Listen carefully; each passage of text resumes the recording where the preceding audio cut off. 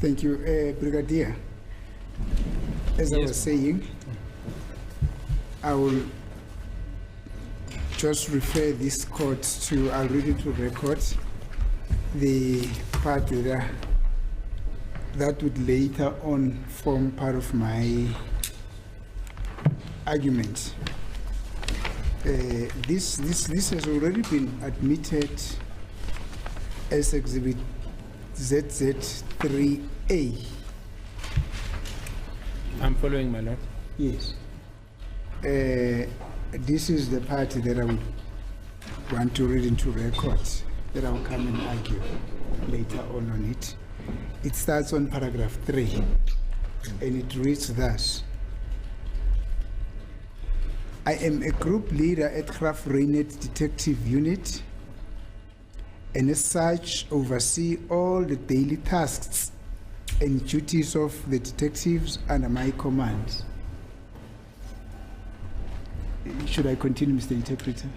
Manje ke kade khuma khona ke lapho ke ummeli athi mara nodaba lolu ke le statement noma inkulumo ebhaliwe ngaphansi kwesifungo eqhamuka lapho eGraf Reinet angachazile athi ze ngeke alisho ke igama lomuntu obhalile lenkulumo lena ke ngoba sela usebenza naye futhi emhlonipha kakhulu ke kepha thuma ocaphula lapho ke ku paragraph 3 lapho noma ku paragraph 3 ke lapho ke lefundeka ngale ndlela elandelayo ke athena ke umholi wethimba lapho eGraf Reinet labaseshi bamacala akhe noma ngaphansi kuma detective unit lapho ke futhi athena ke obhekele amacala amaningi noma mhlawumbe usebenza noma umsebenzi ebavama ukuthi wathole enjalo emalangeni futhi wasebenza ngaphansi kwenkulumo yakhe. Now, one of my duties is to ensure continuity and ensure that dockets sent to court are done so in a proper and legal manner. Athi lapho umunye komsebenzi wakhe wenzalo njalo ngamalanga ukuthi enze isiqiniseko ukuthi amadocket bawathumela ke enkantolo futhi uma bewathumela enkantolo wathumela ngendlela eqondile futhi ngokusemthethweni. This includes ensuring that documents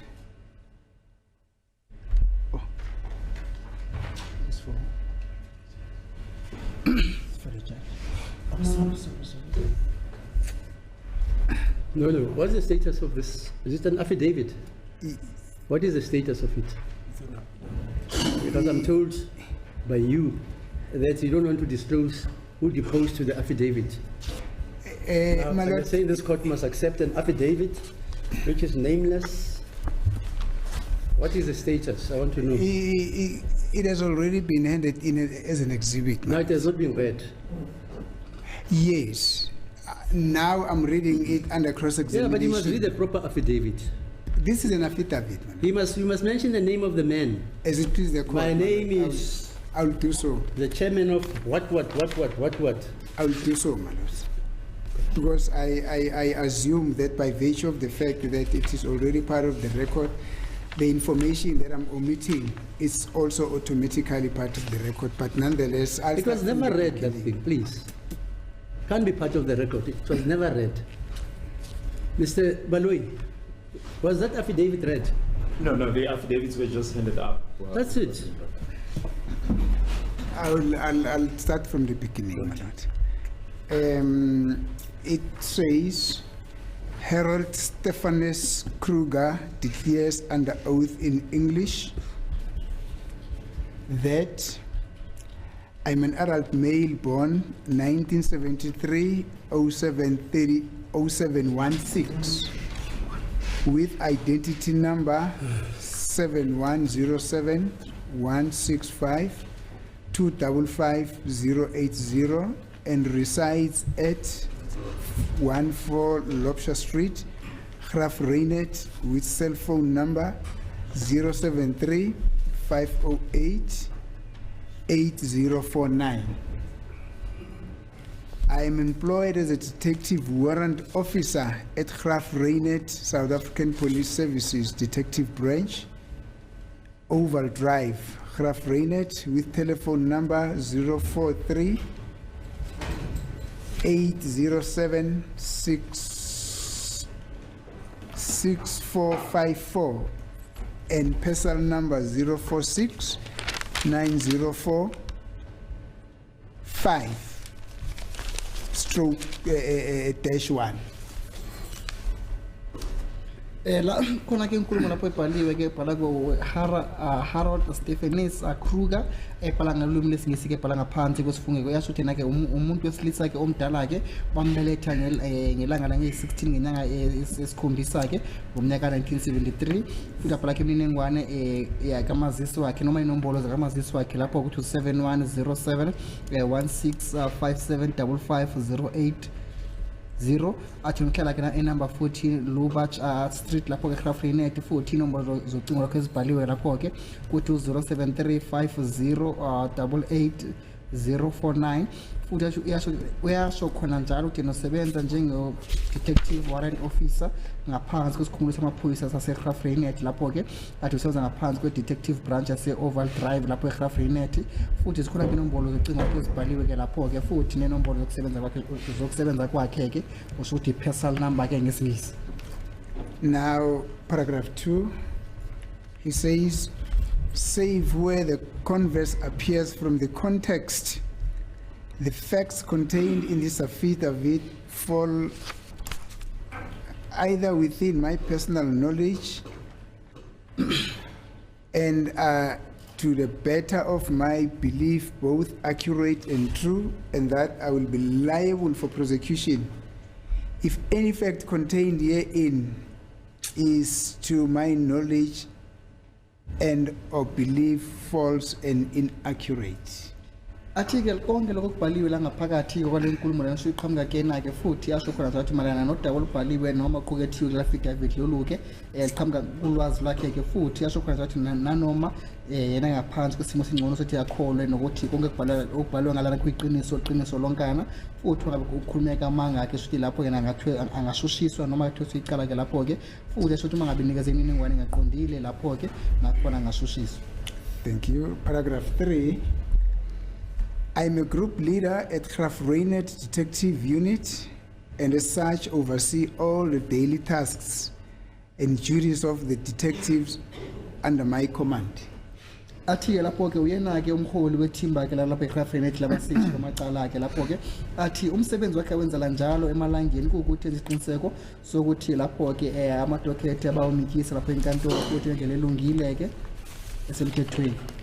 One of my duties is to ensure continuity and ensure that dockets sent to court are done so in a proper and legal manner.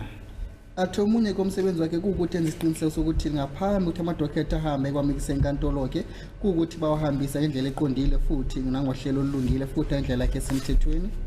This includes ensuring that documents we use are approved by the South African Police Service Management as well as are acceptable to the members of the Justice Department. Athi ke lapho enye into enza isiqiniseko sakho ukuthi amadocument ke lana ngaphambi ukuthi bawahambise ke lapho ke bayawa-approve lapho noma mhlawumbe bawavuma lapho ke ngaphansi kwe-subs management ke lapho ke nokuthi futhi amukelekile kuma ngabe fika kuma-members we-justice noma mhlawumbe kozobulungiswa ke. We are presently using an adapted warning statement and it is widely accepted in our district.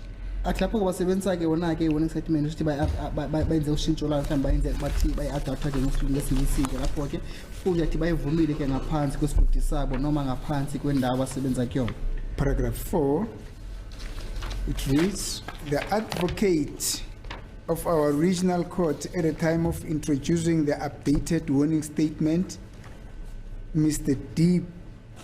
Bierkes or Bakkers, had approached us with concerns regarding shortcomings in the warning statements we were using. Athi lapho ke umshushiso okhona ke lapho mhlawumbe advocate okhona ke ngaphansi kwenkantolo yase-regional ke lapho ke athi yena ngesikhathi kade bekhuluma be-introduce mhlawumbe beveza ke i-warning statement ekhe beyenzile ke lapho ke athi umnumzana u-D. Beckers ke lapho ke uyena ke wahamba ayakubona ke mayelana neyikhalazo ade zikhona ke mayelana nodaba lokuthi kade khona ke inamba ekade ziqhamuka mayelana nodaba lama-warning statement kade bewenzana kade bewasebenzisa ke esikhathini esindlule. He stated that it did not conform to Section 35 of the Constitution of the Republic of South Africa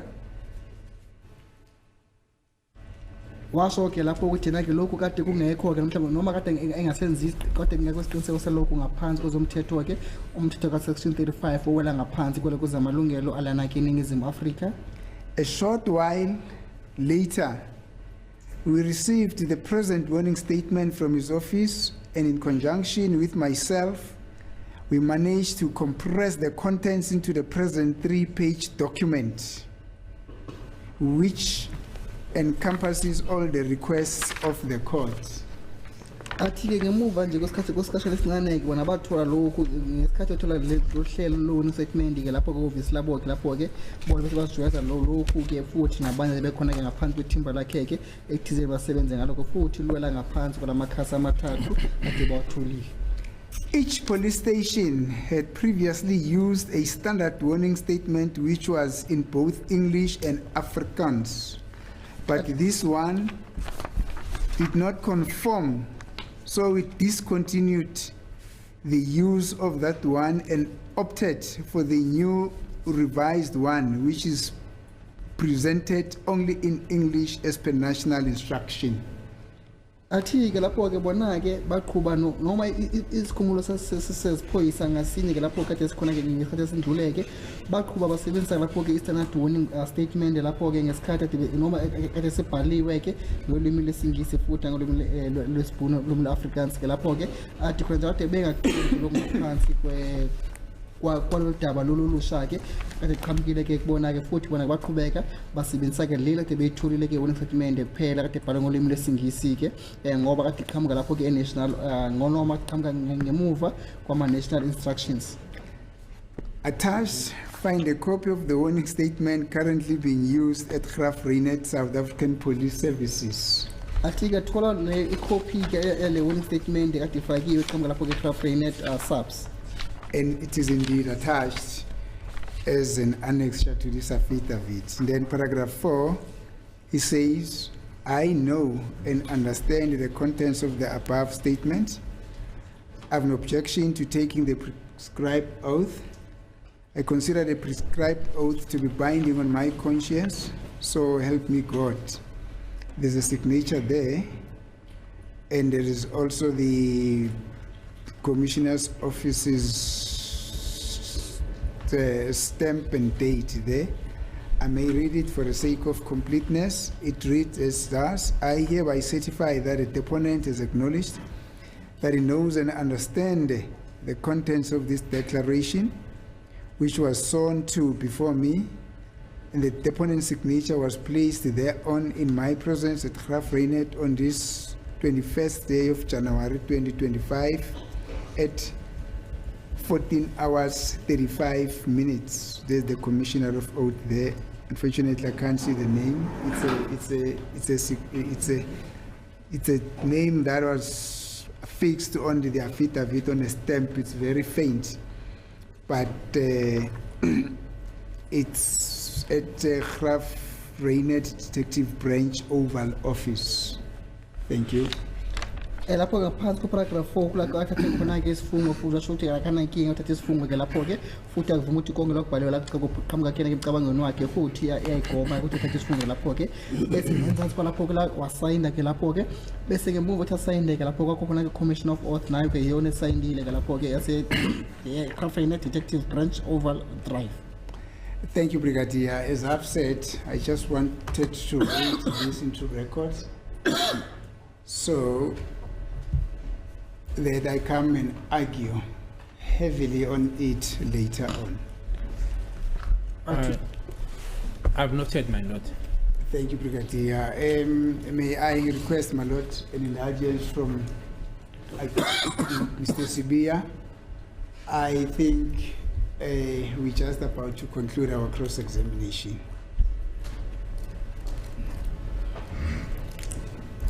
I'll be coming back from this.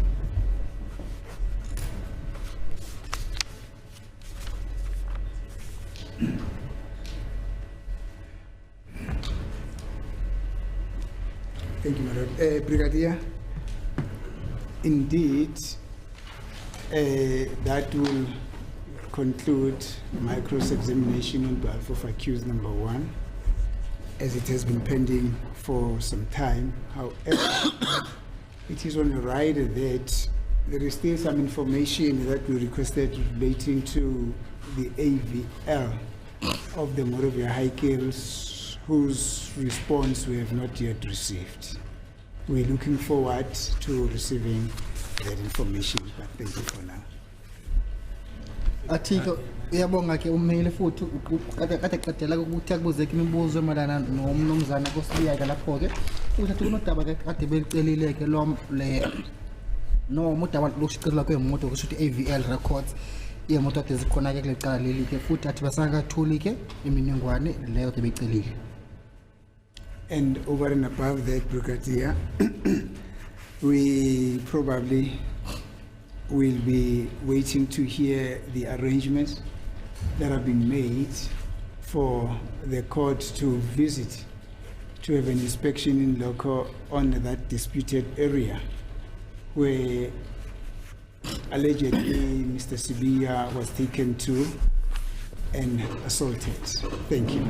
Ati futhi kokwesibili ukuthi basamile ukuthi bathole ke inhlelo ukuthi zihamba kanjani kubana nodaba lolu ke la umnumzana oSibiyaka kade athena washaya khona ke ethizini abe uhlelo lolo solenza nini ukuthi ethizini inkantolo ihambe iyobheka ke indawo leyo.